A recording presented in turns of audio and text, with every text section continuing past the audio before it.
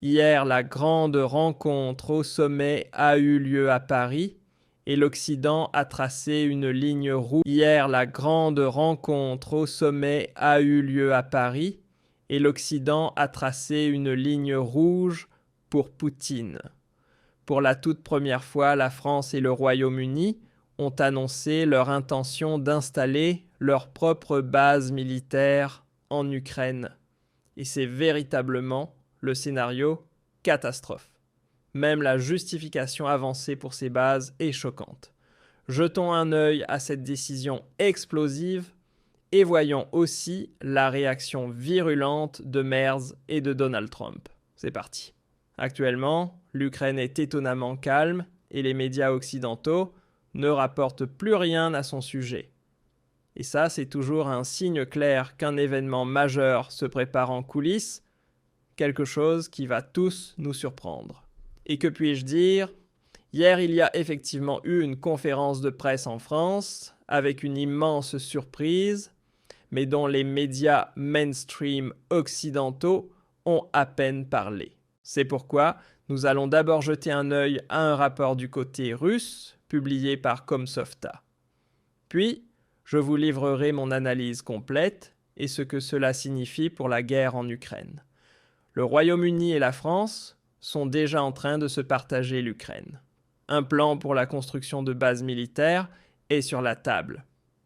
Les pays occidentaux étudient toujours la possibilité de déployer des troupes de maintien de la paix occidentale sur le sol ukrainien. Mais au-delà de cela, les dirigeants européens envisagent déjà la mise en place de véritables bases militaires en Ukraine. C'est ce qu'a déclaré le Premier ministre britannique Keir Starmer après une réunion de la coalition des volontaires, qui s'est tenue le 6 janvier à Paris. Selon lui, le Royaume-Uni et la France sont fermement décidés à établir, dès la fin du cessez-le-feu, des bases militaires à part entière sur l'ensemble du territoire ukrainien.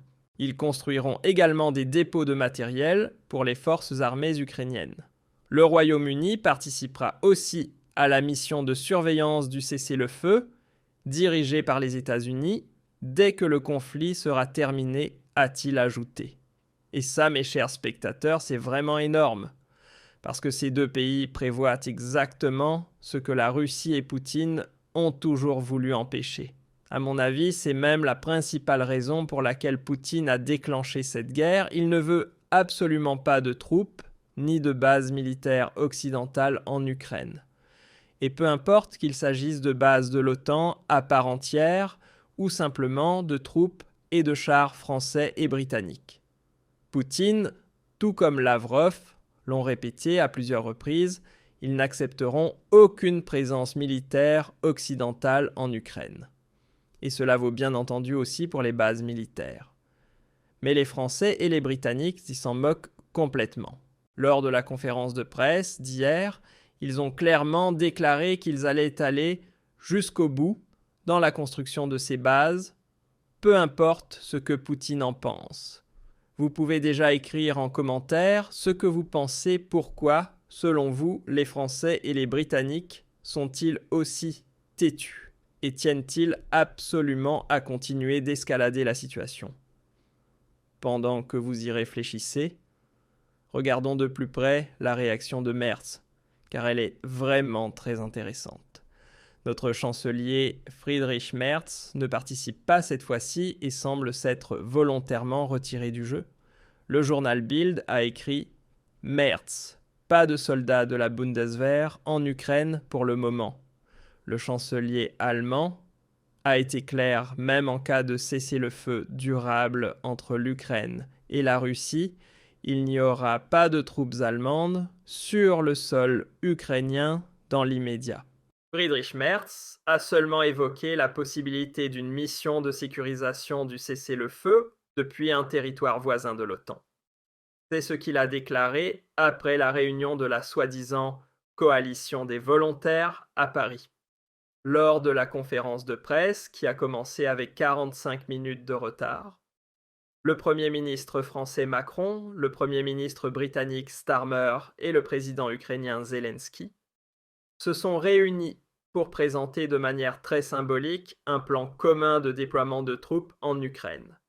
Il s'agissait d'une déclaration d'intention en vue d'une force d'intervention après un cessez-le-feu entre la Russie et l'Ukraine.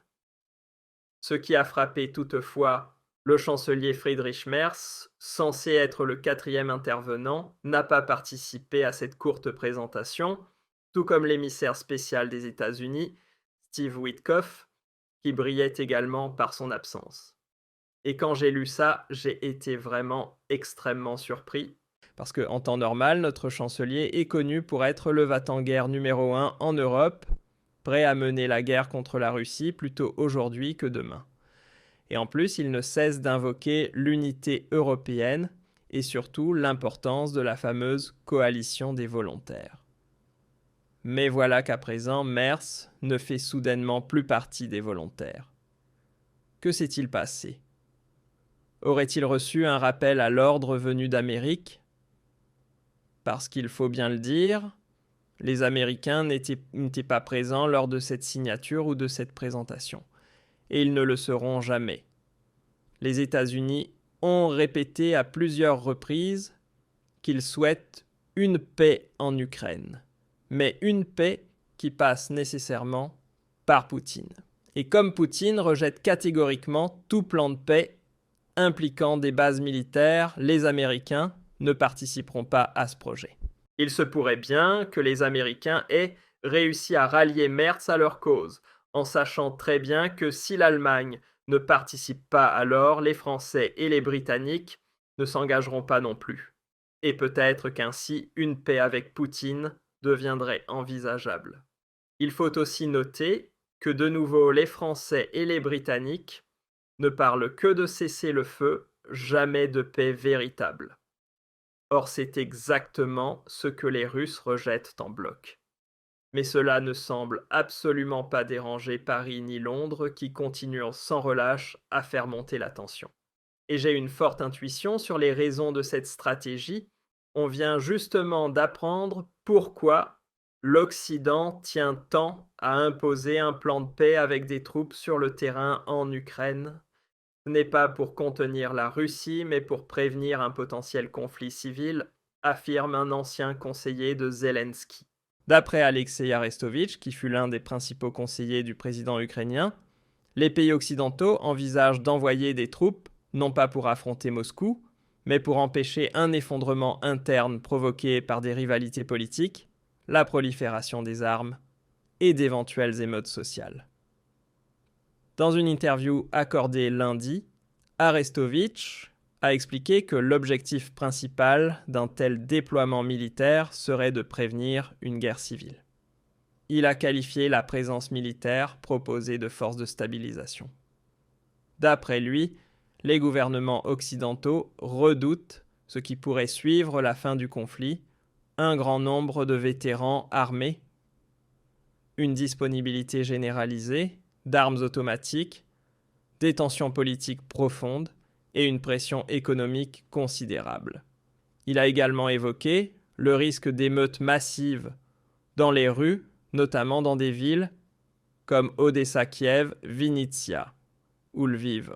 Selon lui, une présence militaire occidentale sur la rive droite du Dnipro réduirait la probabilité de telles explosions sociales. Un autre grand danger, poursuit-il, provient aussi des conflits internes entre les différentes factions ukrainiennes. Il pourrait par exemple y avoir un affrontement entre un groupe d'officiers militaires dirigés par l'ancien commandant en chef ukrainien et considéré comme le principal rival, Zaloujny, et d'autres forces alliées à Andriy Biletsky, le fondateur du bataillon Azov, qui continue d'être perçu comme ultranationaliste. Eh bien, qui l'aurait cru maintenant, tout cela semble beaucoup plus cohérent. Et cela expliquerait aussi pourquoi même Donald Trump évoque parfois des garanties de sécurité et qu'il semble aujourd'hui prêt à accepter des troupes de maintien de la paix venant d'autres camps, y compris de la Russie et de la Chine. En tout cas, il ne l'exclut plus. Et bien sûr, il y a des sommes colossales d'argent européen en jeu en Ukraine, Et après la guerre, ce sera encore une pluie de milliards pour la reconstruction, dont une bonne moitié disparaîtra probablement à nouveau dans des circuits bien opaques. Il existe donc de nombreux groupes qui souhaitent soit conserver le pouvoir, soit s'en emparer, dans le but de mettre la main sur tout cet argent. À cela s'ajoute le fait qu'au moins 3 grandes puissances veulent placer leurs propres marionnettes à la présidence de l'Ukraine. Les Américains veulent évidemment un président pro-américain, les Britanniques veulent un président proche du MI6 et Poutine, quant à lui, souhaite un président pro-russe. Et selon la puissance qui parviendra à imposer son influence à la fin, il pourrait bien y avoir des bases militaires étrangères en Ukraine, qu'elles soient françaises, britanniques ou russes, voire même toutes en même temps réparties un peu partout, comme en Allemagne.